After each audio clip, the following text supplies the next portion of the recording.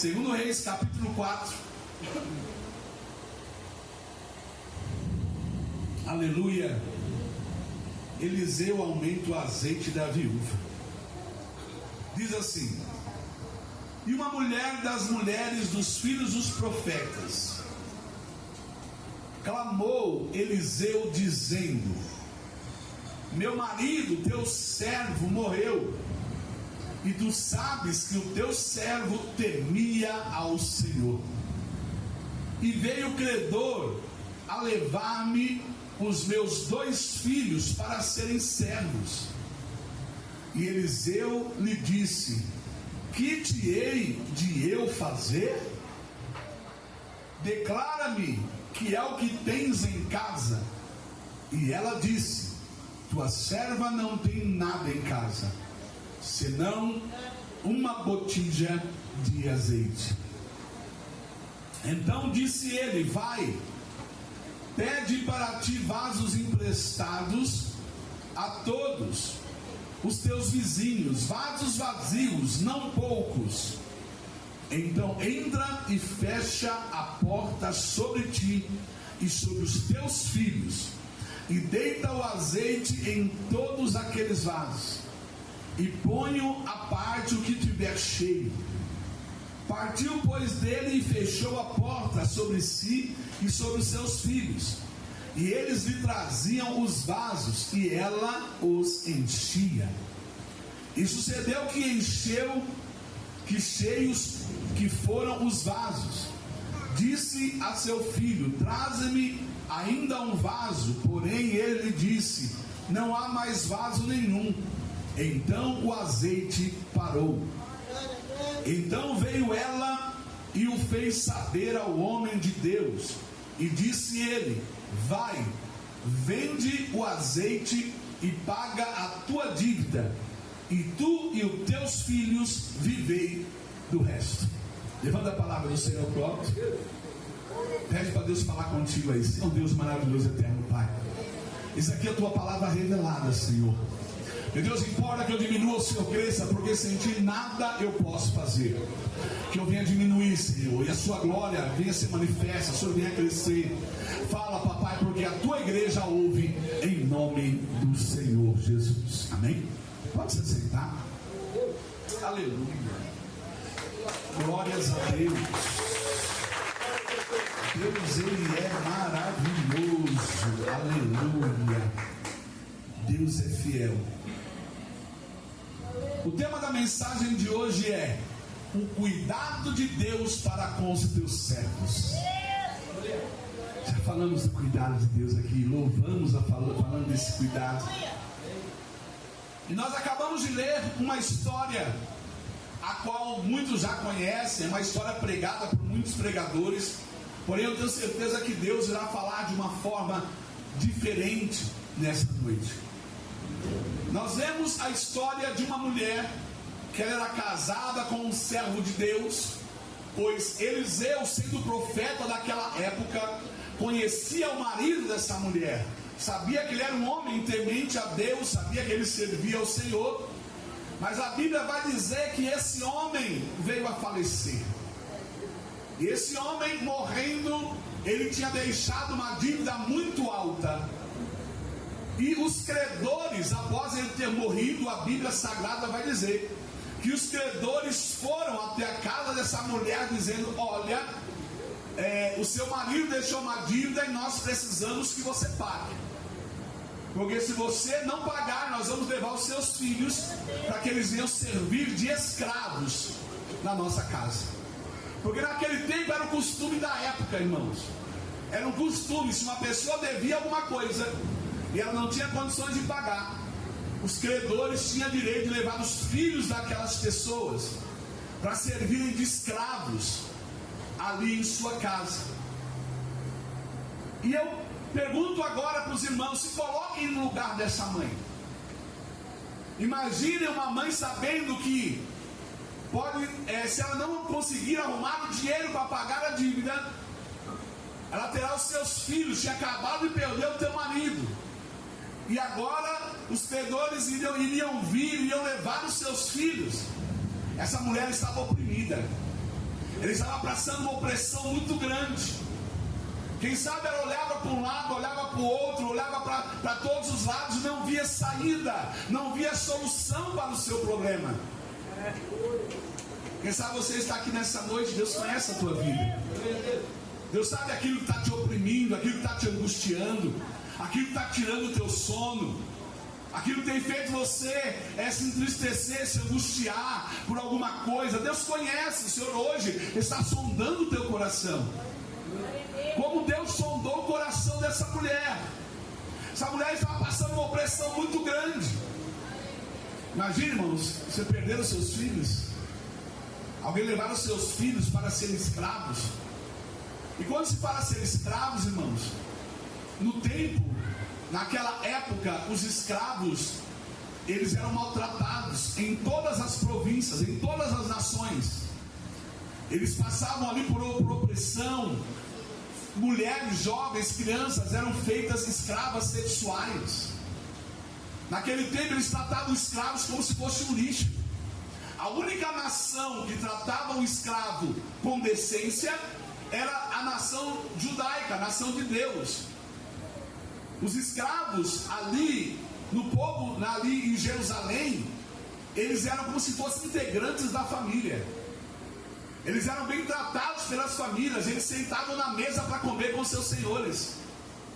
Por isso que quando chegava o tempo de eles receberem a liberdade, muitos deles escolhiam permanecer sendo escravos.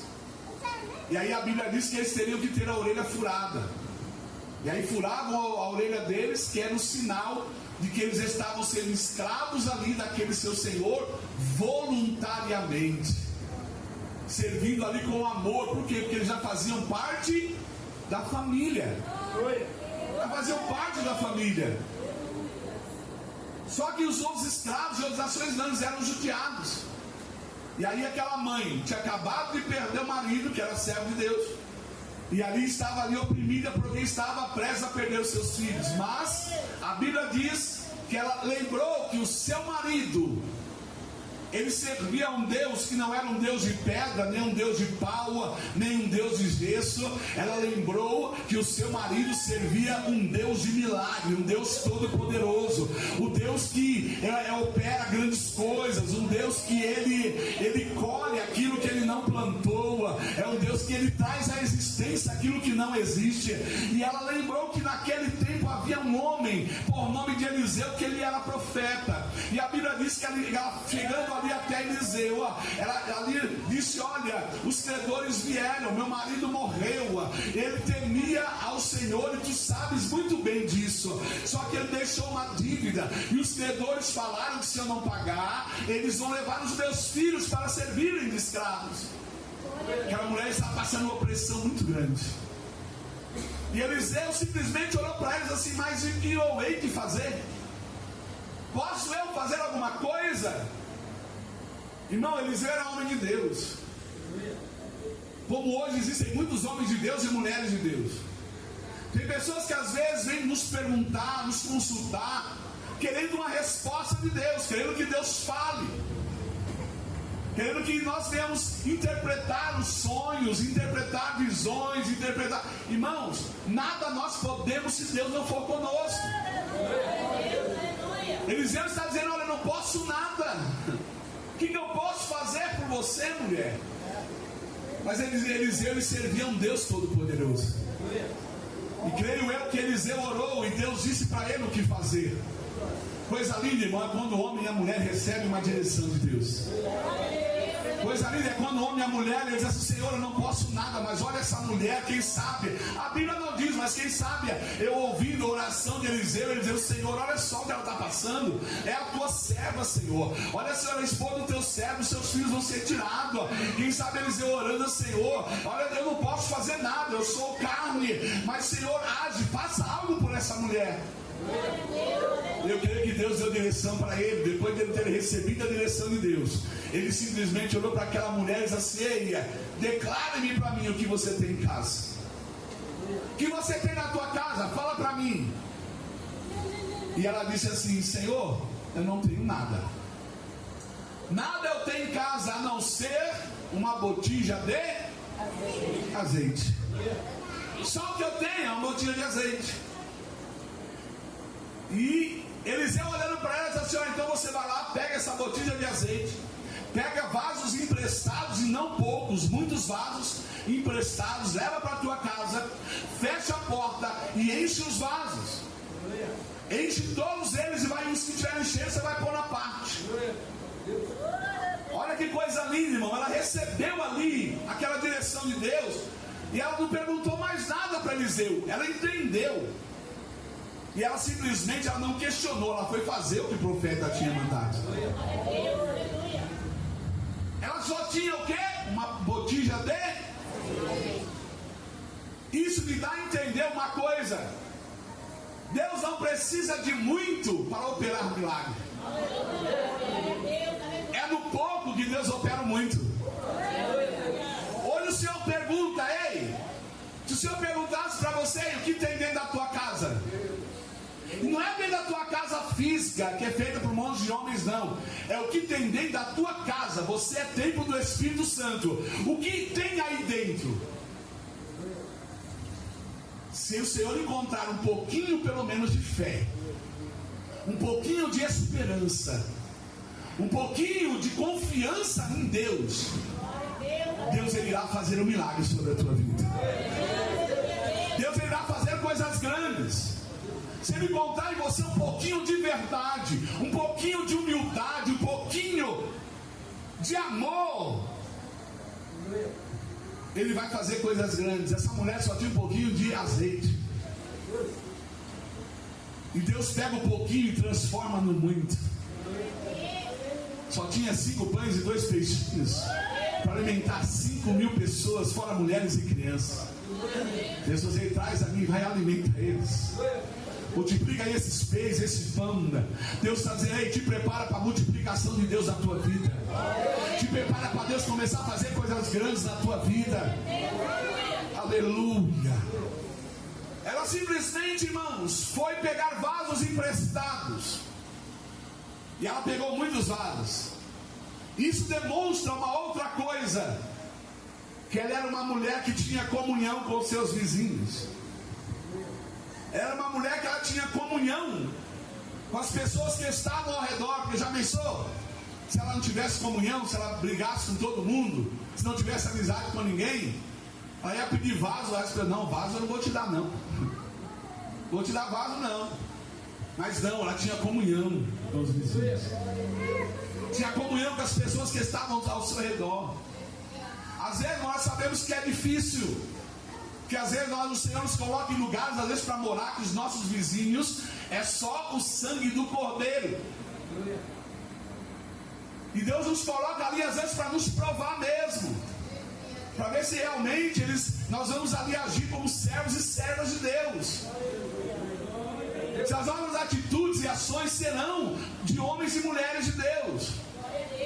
Mas tem muitos irmãos que escandalizando o nome de Deus, irmãos. Tem muitos irmãos que lá na sua casa você grita, fala palavrão, xinga. Vou contar aqui um exemplo que eu sempre conto quando eu dou aula para os meus alunos, de um irmão que ele saiu para evangelizar. Os irmãos da igreja dele: vamos evangelizar? Vamos. Foram para evangelizar. Foram para o meio da cidade. Chegou na cidade, ele encontrou um vizinho dele. Ele chegou, começou a evangelizar esse vizinho. Ele disse: olha, Jesus te ama.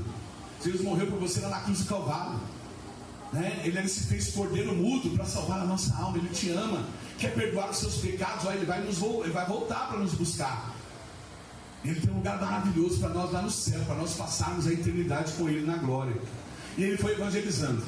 Quando ele terminou de evangelizar, o vizinho dele olhou para ele e falou assim: rapaz, você é louco. Você é louco. E o vizinho dele falou: mas por que você está me chamando de louco? Estou te pregando a palavra, estou te falando o que Jesus fez por nós. Ele falou: rapaz, aí o vizinho dele olhou para ele e falou: rapaz, como é que você quer que eu acredite numa coisa que você mesmo não acredita? E aí o irmão falou: como assim, irmão? Você está dizendo que eu não acredito? Ele falou assim: não, você está me dizendo que Deus mandou seu filho na terra para poder sofrer, para oferecer esse sacrifício por amor da minha alma, para perdoar os meus pecados e para poder me levar para o céu. para morar, passar a eternidade com Ele num lugar onde não vai ter dor, não vai ter choro, não vai ter sofrimento, não vai ter nada disso. E você quer que eu acredite em tudo isso? Aí eu quero, porque é a verdade. Ele falou, mas você não acredita nisso. Porque se eu acreditasse em tudo isso que você me falou, eu ia dedicar a minha vida para esse Jesus. Eu ia dedicar a minha vida para Ele. De dia e de noite eu ia falar do amor dele para todo mundo, para minha família, para os meus vizinhos. E eu olho para você, eu não vejo você fazendo isso. Não vejo você fazendo isso. Olha quanto vale um testemunho, irmão. Olha quanto vale um testemunho. Só para poder agregar, né, a fé dos irmãos aí. Para você refletir como é que está sendo a tua vida na tua casa, a tua vida ali, onde você mora. Alguém disse que ela pegou muitos vasos e encheu a casa. E chegou lá, ela pegou a botija e virou. E quando a botija foi cheia de azeite, porque naquele tempo era muito precioso. Era muito precioso o azeite, porque o azeite era feito muitas coisas com ele. E ela começou a encher os azeites, era azeite puro. Porque quando Deus transforma e multiplica, né, Ele não multiplica qualquer coisa não. Quando Deus multiplicou a água, né, ali no vinho, Ele multiplicou ali no melhor vinho. O mestre Sala falou assim, esse é o melhor vinho, vocês deixaram por último. Quando Deus multiplica, Ele multiplica para o melhor. Ele multiplica, né, ali multiplicou o azeite, ali encheu todas as vasilhas. E ela olhou para o filho e falou, traz mais um. O filho falou assim, olha mãe, acabou as vasilhas. E aí disse que o azeite parou de descer. E sabe qual foi o mais interessante? Depois que aconteceu tudo isso, sabe o que ela fez? Ela foi atrás do profeta, dizendo, olha, todas as vasilhas estão cheias de azeite, e agora, o que eu faço? Porque tem pessoas, irmãos, que vão atrás do Senhor pedindo algo, e Deus até abençoa e dá o algo. Só que às vezes ele pega aquele algo que Deus deu e quer agir e fazer da sua forma. Ele não pede direção para Deus de como agir, de como fazer.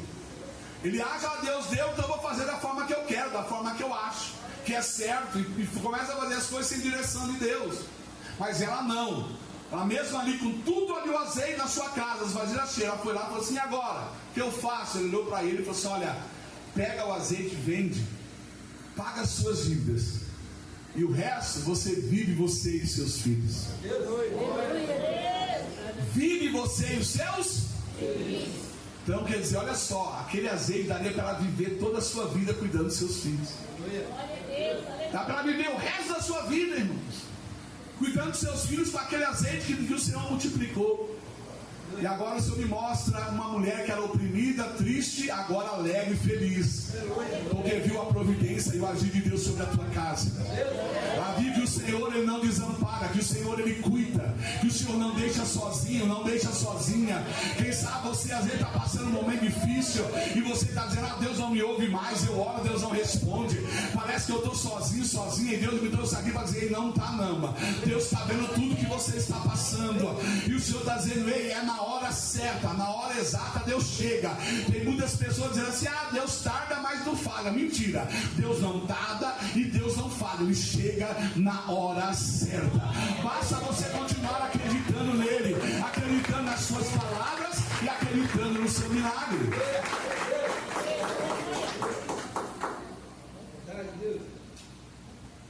E para concluir essa mensagem, uma coisa que me chamou a atenção nessa mensagem foi que Eliseu disse para ela, ei, entra na tua casa e fecha a tua porta, só você e seus filhos, pega a botija e vira ela e deita ela sobre os vasos. Deus me fez entender, irmão, que tem coisa, algo, às vezes algum propósito Deus tem comigo e com você que é no particular. Ali ele pediu para ela dividir com seus filhos, fecha tu e teus filhos. Mas às vezes Deus, Ele quer que nós reservamos um lugar, entramos no nosso quarto, fechamos a nossa porta e reservamos um tempo específico para Deus. É uma particularidade, é você e Deus. O que Deus às vezes tem na tua vida, às vezes é o propósito dele com você. Às vezes Deus põe um sonho na tua mente, põe um desejo no teu coração, que é só você e Deus. E muitas pessoas não conseguem guardar esse sigilo, não conseguem guardar essa particularidade. Aí sabe o que acontece? Sai falando para todo mundo. E aí o que acontece? Aí nada dá certo. Por que nada deu certo? Porque você saiu falando para todo mundo dos seus sonhos, dos seus planos, dos seus projetos. Irmãos, tem coisa que é só você e Deus que está entendendo. Então que nós devemos entrar no nosso quarto, fechar a porta. E tudo aquilo que você precisar, ore a Deus ali em secreto, porque aquele que te conhece, Ele irá te abençoar no tempo oportuno. Tem algo que é só você e sua família. Você não tem que dividir mais com ninguém, é você e sua família. Tem algo que você, quando você anda com irmãos, você sabe que é espiritual, que é espirituais, irmãs, o que acontece? Você pede oração, ore ali com eles. Pessoas que você confia, que são pessoas que estão do seu lado, pessoas que você se aproxima, que você sabe que quer o teu crescimento. Evite de andar com pessoas, irmão, que só quer ver o teu fracasso. Evite de andar com pessoas que só quer ver a sua desgraça. Pessoas que te deixam para baixo, que quer fazer você se desanimar, né? Desanimar, esquecer os seus sonhos, os seus projetos. Tudo que você fala te desanima. Não vai dar certo não. Olha, para com isso. Você vai lá, vou comprar um carro esse ano. Não vai não, não vai dar para você comprar não. O carro está muito caro. Pessoas que só te desmotivam. Sabe o que a Bíblia diz? Anda com o sábio e sereis sábios. Porque se você andar com o tolo, o seu caminho perecerá. Ande com sábios, ande com homens e mulheres que têm compromisso com Deus. E Deus Ele irá abençoar a tua vida. Guarda essa palavra no teu coração. Saiba que o Senhor tem cuidado de ti. Não andeis ansiosos por coisa alguma, diz a palavra. Estás ansiosos porque sabe o que significa ansiedade? Ansiedade é algo que se relaciona com o futuro. Tem pessoas que às vezes sofrem por antecipação. Ansiedade é você sofrer por algo que você não sabe nem se vai acontecer, você já está sofrendo. Isso é ansiedade. Não é ansiedade, se torna transtorno de ansiedade. Porque ansiedade, irmão, todos nós temos, que é uma ansiedade limitada, controlada. Agora, quando essa ansiedade começa a afetar, né, o nosso ser, a nossa vida, afetar o nosso sono, afetar a nossa forma de se alimentar, quando a ansiedade aí se transforma em transtorno de ansiedade. Jesus está dizendo assim: ei, não ficais ansiosos, porque o Senhor tem cuidado de vós. O Senhor não tem deixado faltar nada para você, minha irmã, meu irmão. Não é agora que Deus vai deixar faltar. Ah, mas só tem arroz e feijão. Dá glória a Deus, exalta o Senhor. Tem gente que nem arroz e feijão tem. Tem gente que nada tem para comer, irmãos. Vai ver as pessoas, as crianças na África, o que elas comem, e é todo dia. É todo dia. Elas comem às vezes a mesma coisa e não reclamam, porque é só o que elas têm para comer. Valorize, agradeça a Deus por você ter o que comer, o que beber. Dá graças ao Senhor. Sabe por quê? Porque o Senhor diz a sua palavra: seja fiel no pouco, e no muito eu te colocarei. Se você agradecer no pouco, irmão, que você tem, saiba que Deus Ele há de te colocar no muito. Ser fiel no pouco, e Deus te colocará no muito. Vamos ser fiel um pouquinho, e você vai ver Deus fazer coisas grandes, te colocar no muito. Porque Ele sabe que quando Ele te colocar no muito, você vai permanecer fiel também. Glorifica ao Senhor. Essa mulher acreditava. Ela acreditava ali no Deus do seu marido. Acreditava que o Deus era o Deus de milagre. E nós estamos aqui para dizer que é esse Deus que estamos adorando aqui. Nós não estamos adorando um Deus de pau, de pedra, não. É um Deus, né? Um Deus de milagre, um Deus que tudo pode. Esse Deus que estamos adorando. Deus que faz aquilo que o homem não faz. Ele faz o que o médico não faz. Ele faz o que o advogado não faz. Esse é o Deus que nós estamos servindo. Quem crê nessa palavra? Quem crê? Quem crê que o Senhor está preparando coisas grandes para você? Multiplicação para a tua vida. Pode exaltar a Ele.